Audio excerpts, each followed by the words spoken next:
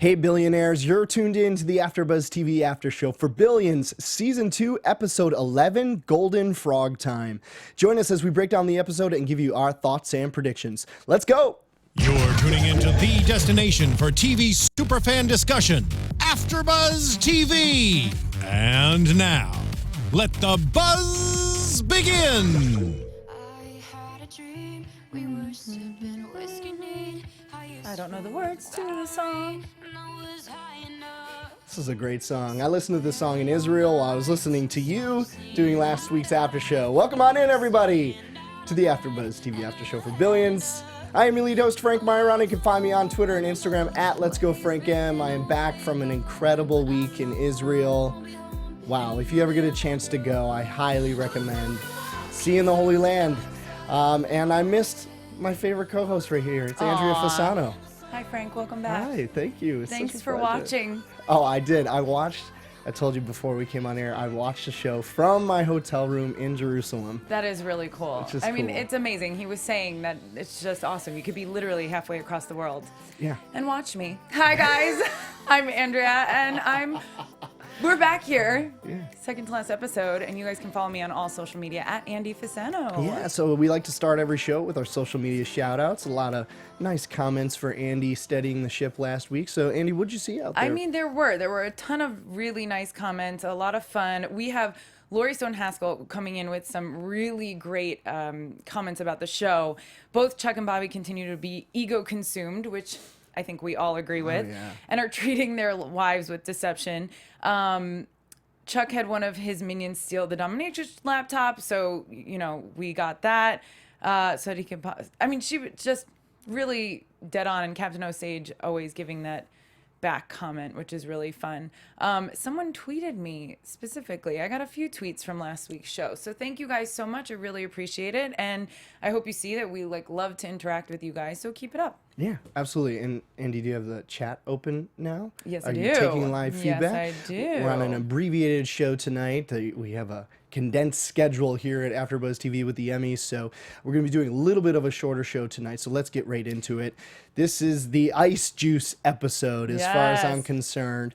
Long play throughout the episode, and then we find out at the very end, of course, that Chuck has set this whole thing up, costing him $8 million to do so, but now he's got Axe by the balls. I was totally shocked at the end of the episode to see that Chuck had done all this and that he was really laughing. Yeah. But we should have known, because at the beginning of the episode, they always give you scenes from previous weeks or previous, seasons even. They'll give you a little preview, and those always include little hints. And one of the little hints at the beginning of the episode was the Blackjack Foley scene where Chuck said that he would find another way to get Axe. And that should have been the clue, but it did not.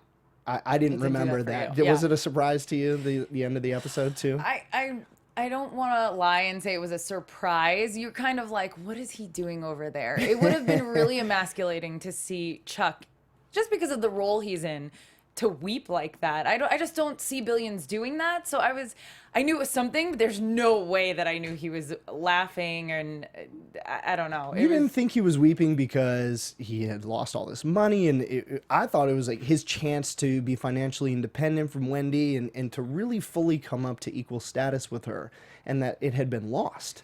Right. I mean, that's kind of what I thought it had to do with, even like you said, with Wendy.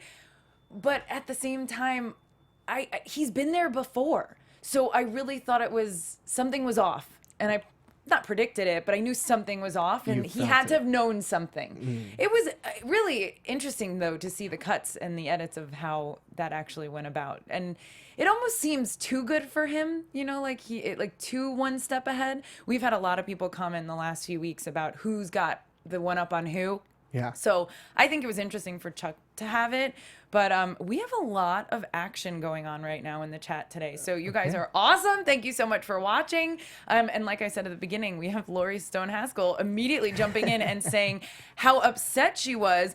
This episode upset me so much. Chuck's laugh at the end was so scary, like Jack Nicholson in The Shining, which I think is hilarious. Yeah, it was such a release, and almost it was pleasurable for Chuck to have this He feels happen. like he won. He won, and not only that, the karate thing where he beats his sparring partner. That's what Chuck, someone just said. Yeah, Chuck is racking up the victories here, and he's one away. And I watched last week's episode tonight as well, and I so wanted Wendy to pee on him so that my prediction came true. Because I was getting there. I was like, oh yes, y'all doubted me, but it's coming. And unfortunately, it did not come. But we have one more week. So you think it's gonna happen in the Look, finale? the trajectory of both of these relationships is going in opposite directions. You have, and I thought a really good element of tonight's episode was Lara trying to make things right or get back to normal with Bobby, but she's just so hurt by this lie that you just can't. And I understand how it feels. Sometimes people will say things to you, and especially in relationships or when you're dating and you're just starting out, where there's something that you just can't wash off. Yeah. And a lie is a big one for Lara, and she tries to let it go. They have the funny little pizza and caviar scene, right? Of course, it was cute. Rich people, but it was cute, and she tries to get over it. They're in bed together, and she's just not all there. So their relationship is skewing towards the distance. And when you have Chuck and Wendy coming back together. Though during tonight's episode, I thought Chuck and Wendy were actually separating apart when he wouldn't listen to her saying, "Look, you got to get out of this stock play." Yeah. Now we know the real I thought reason. that was going to be a big upset too. But back to Lara and Bobby, you want to talk ego, like puncture. You know what I mean? Like he is who he thinks he is, and then especially in bed. That's where you get a man. You know what I'm saying? Like, I'm sure that freaking totally, he took a huge hit there. I'm sorry. Him and his relationship with his wife, he wakes up freaking out that she left again. And now she's like, just kind of like sitting there. That's not good. Okay, let me try and clarify with what you're getting at. And I'll tell you a quick story from a former coworker of mine. She was hilarious, and she said that when she's in bed with a man, that's when you ask for the world. So, is that kind of what you're talking about here? Oh my gosh. That kind of thing where Lara could have maybe been more honest with what she was feeling in that moment, or no, I think that her being honest just hurt him, obviously. And I'm just saying him at his most vulnerable was that moment. And that is true. But the thing is, she didn't do it on purpose. That's truly how she's feeling. I'm just saying that he is so egotistical that's obviously going to be the biggest blow to it. So moving on. Yeah, I guess when you're in bed, you definitely feel vulnerable. But I don't think that Lara had intention. Lara's No. Lara's action would lead to Bobby feeling more insecure about himself. You don't. No, I don't. I think it's About the relationship. Well, maybe about the relationship. I'm just talking about him personally. It was clear that Lara had a lot going on in her mind and with her.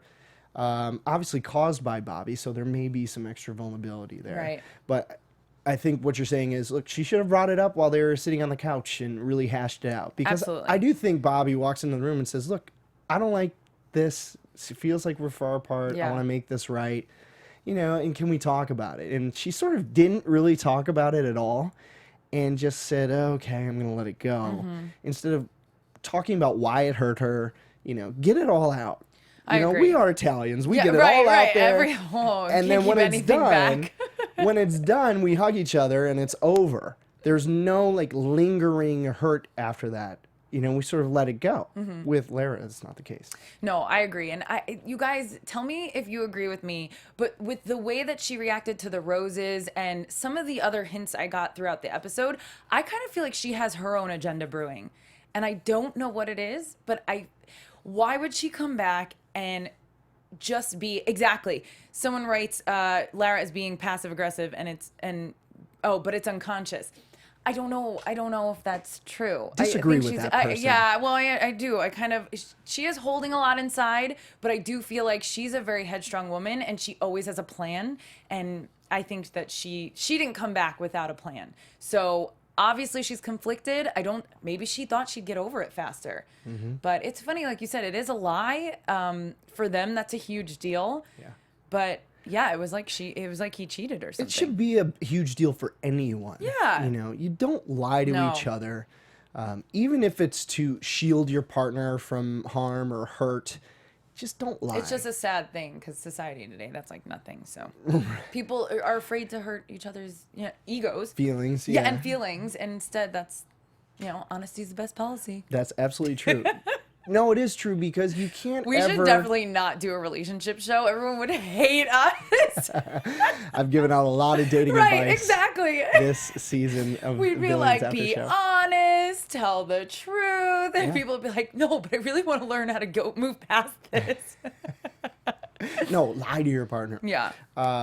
No, but the relationship dynamics are really feeding into the end of the season this year because we have one episode left and Chuck has all the cards. He has all the leverage now and Axe doesn't realize it yet. I mean, at this point in time, Axe feels like he's made a lot of money. He's sunk the Rhoadeses. And everybody else, even Rhodes Sr. and Ira, all think that they lost. But Chuck is the one holding all the cards. Yep. He is going to come back next week with a vengeance. Now, there's one complicating factor, and that is that Wendy went and bought a short position on that Yeah. stock. So, Which I thought was so interesting. I know she's gotten involved before, but I kind of was like, you're being impulsive, lady. And I understand you're trying to be the hero because she's a problem solver. But just, kind of like back out for a second. yeah, and I really think that the conflict that's going to happen between Rhodes and Wendy is going to be that why didn't Chuck tell Wendy that that's what his play was? Right. Well, he had to keep his cards still under, To not even tell her? I don't think so. He's liable, right? And she works for Axe. Like, there's no way. As much as clearly we've seen they don't trust each other. People again keep saying that. So why he wouldn't do that?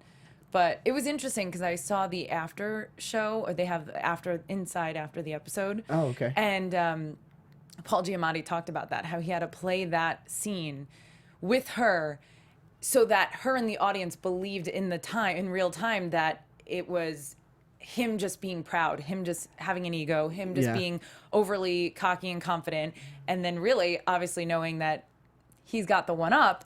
And so we ought to all believe him, and I think he did a really good job at it. I because, totally come believe on. it. When he put his feet up on the desk, I was like, this guy, are you kidding me? He's just Sell being an it, asshole. get out. Yeah, exactly. I don't even know that he could get out Right. because, as Ira said later in the episode, all of his stock was restricted. And that's why he said to her, doesn't matter. Like, if I can't or I won't, it doesn't matter. Right. Walk away.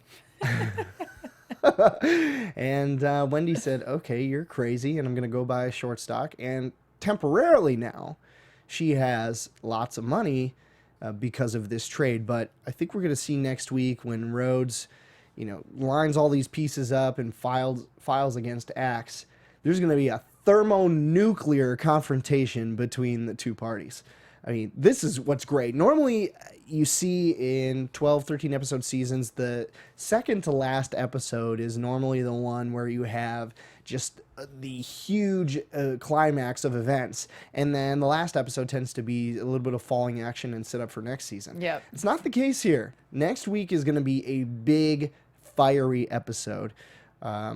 Because we have our main characters all coming together against each other. So it's going to be a Did you big watch the week. preview? Yeah. I no, missed it. I did not watch the preview. Oh, okay. I don't, specifically because our listeners will get on us about Right. predicting things. And going back and forth. I and giving didn't spoilers. do that either. And giving spoilers. So I did not do that. I kind of enjoyed tonight, to be honest, watching Rhodes Sr. get screwed because he's just so annoying. He's so annoying. When Ira goes to high five him, poor Ira. Like, come on, throw the guy a bone. There was no reason to do that. No, You're and then making he's just millions like of dollars. watching the computer. He's such, oh, I hate men like him. Like, I just don't like that. But, you know, I hope he does lose. He will. Well, he's lost a lot of money. Yeah. Not his money, unfortunately. It was Chuck's money. And that's the biggest thing of all this. Chuck is willing to lose $8 million to go get Axe, to have him permanently out of his Just to life. be out, yeah. To have that win. Well, and that in itself has consequences. So that's stuff that we can't just sit here and predict, because that could go any which way, really, you know, as far as how it's going to hurt him, how, you know, with the money and losing it all that jazz. Yeah. It's so true. So another big part of tonight's episode was Taylor being promoted and getting a lot of performance reviews that they were giving to each of the person. Tell me why you loved it. I loved the role. Like I specifically loved Taylor's interviewing of the analysts. It was really increasing their role on the show. I'm learning. It's tough to adjust. This is the first time I came out the gate. Yeah. And so I just loved that. I loved seeing that kind of official side of them, and really taking the job seriously. I think they take this position, especially an analyst position, more seriously than anybody else, because to everybody else, it's just like, I'm good at my job, obviously aside from when they have to go see Wendy, and it's a game. It's always a game, and they take it really seriously. And even in kind of the executive position that they're in. Yeah, Taylor is moving on up within Axe. Taylor gets a new apartment, beautiful, 2,000 square feet, way up high in New York. And I'm sure you know about that. That's really expensive property. I think they said the rent was $30,000 a month. Mm-hmm. I mean, go buy it if that's what you're going to spend. If you're going to spend $30,000 a month, you might as well buy the thing. Renting, you're throwing that money away. Yeah, ridiculous. But hey, this is the lifestyles of the rich and famous, and why we like to watch this show. And there's also a bit of news that Asia Kate Dillon, who plays Taylor, has been up to season regular for next season, for season 3. So we're going to be seeing a lot more of Taylor. Taylor's influence is growing within Axe. But I thought it was interesting that we didn't get to see them fire anyone. Right. The person that Taylor ends up firing, that scene is not shown. Yeah. So that was a little bit disappointing to me as a viewer, because I wanted to see Taylor go through that moment of having to let someone go, because I do think Taylor has a sensitivity and a heart. And clearly we saw that with Rudy. Yeah. And the whole reference to Rudy Rudiger. Oh, that's amazing. I love, Rudy's a great movie. But getting back to my point, so I think the stuff that Connerty was telling Taylor was right. Axe will incrementally ask you to do things that make you lose sight of who you are. And I think that was absolutely true. And Brian interacting with Taylor was a little bit strange to me at first. Like, why are you approaching this person? Yeah. But he's coming as a friend.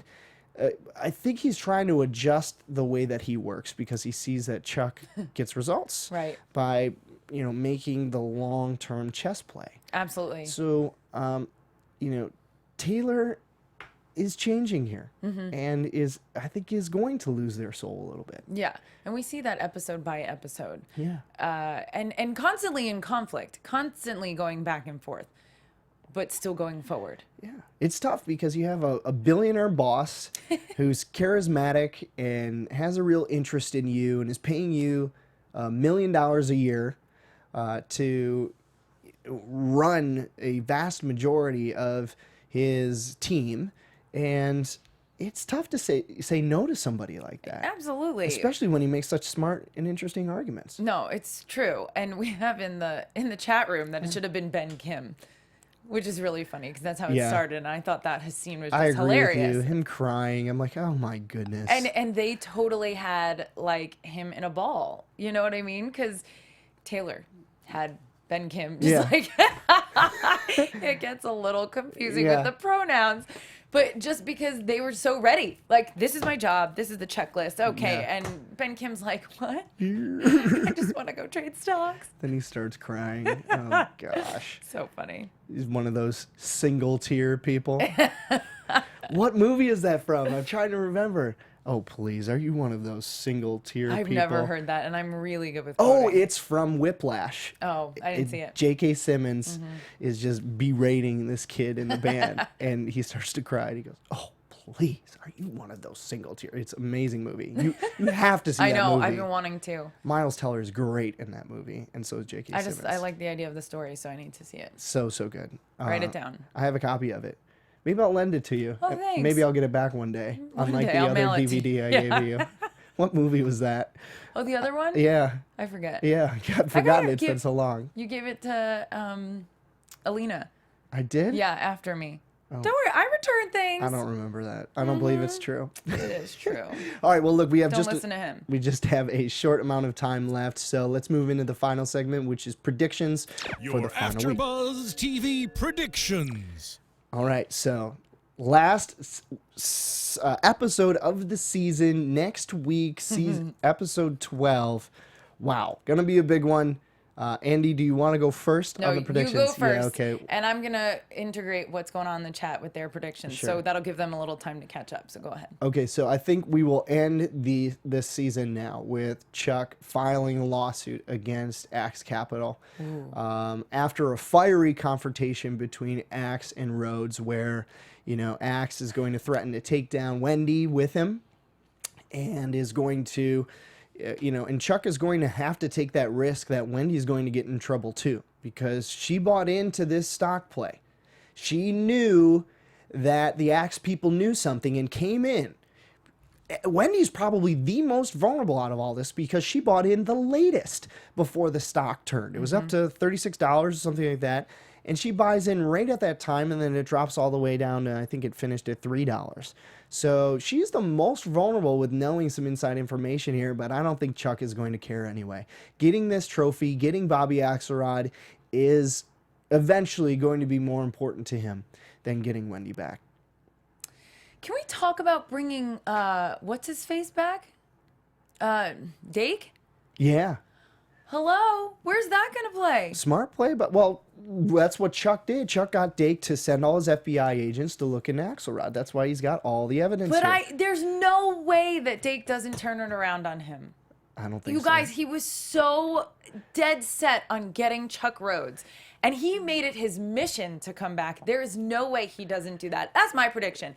I'm saying it right now. It's just like I'm like waiting for predictions in here, which we have Laurie Stone Haskell prediction: Bobby is going to be taken away. Okay, and Jux Delarue or Dux Deluxe. I just made up their last name. Been watching a lot of French movies. I don't know. You guys were right about Boyd. I hope he double crosses Rhoades. That's a good point. Nice little prediction right there. Jason Aaron with Wendy gets arrested. Yeah. Wow. Big one. It'd be funny if Connerty had to come and arrest her. Why? I don't know, just because they're so close, like, because of Rhoades, whatever. And Oh, I see. yeah, prediction: Boyd third crosses Rhoades. Bobby, Chuck is using Dake as a puppet. I think he's gonna get it back. Anyway, so I'm gonna go with that. I think Dake is I kind of see him as the tailor on the the attorney side. So I don't know about that, but that's a prediction from me. And then between all of them, I'm not going to even pretend to know what's going to go down between Rhoades and Axe, because every time we think we know, obviously Billions just takes it another way, which is awesome, because it's not like some other shows where they pull it out of their where and you're like, that doesn't even make sense. It always makes perfect sense for the most part. It's a TV show, folks. But I think that with Lara and Bobby, she's going to pull something. So those are my two hidden predictions, that Dake is going to turn on Rhoades and that Lara has something up her sleeves. Do I have to know what? No. That's my prediction. Sweet. Well, we can't wait to wrap up the season with you next week. We'll be back. I'm not sure what time. We might do the 9 o'clock again. We might do the 10 o'clock. We have a lot of people in the room because of the 9 o'clock hour. That's so thank great. you so much. That's great. So we'll be back next week. That much I can tell you for sure. Stay tuned on Twitter then. Stay tuned on Twitter. Andy always is out there announcing what time we're going to be there. So We'll be back next week. Until then, we have been Andrea Fasano. Yes, that's who I am. You guys make sure to follow me on Twitter and Instagram at Andy with an I Fasano. And again, thank you so much for interacting with us. And I am your lead host, Frank Maiorana. You can find me on Twitter and Instagram at Let's Go Frank M. I'll leave you with a little Hebrew that I learned in Israel. Here we go. Ani ohev ota. We'll see you next week. Ta-da. From executive producers Maria Menounos, Kevin Undergaro, Phil Svitek, and the entire AfterBuzz TV staff, we would like to thank you for listening to the AfterBuzz TV network. To watch or listen to other after shows and post comments or questions, be sure to visit AfterBuzzTV.com. I'm Sir Richard Wentworth, and this has been a presentation of AfterBuzz TV. Buzz you later. The views expressed herein are those of the hosts only and do not necessarily reflect the views of AfterBuzz TV or its owners or principals.